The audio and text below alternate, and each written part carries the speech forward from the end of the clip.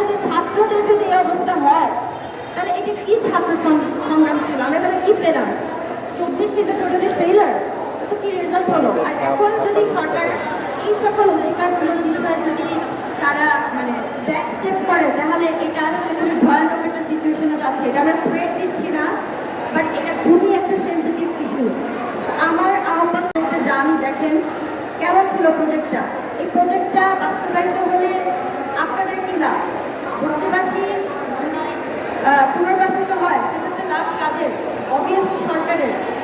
তো আমরা এখনো আহ্বান করবো, আজকে আমাদের কর্মসূচি হচ্ছে আপনাদের ইনফরমেশনের জন্য জানিয়ে দিচ্ছি, আজকে আমরা এখান থেকে শহীদ মিনার পর্যন্ত একটা পদযাত্রা করবো এবং আমাদের যারা বস্তিবাসী ভাই বোনেরা আছে তারা তাদের অধিকার না পাওয়া পর্যন্ত তারা এখানেই কর্মসূচি চলবে। তারা রাস্তা থেকে নামবে না, কারণ তাদের প্রত্যেকের পিঠ দেয়ালে ঠেকে গিয়েছে, তাদের সাইকেল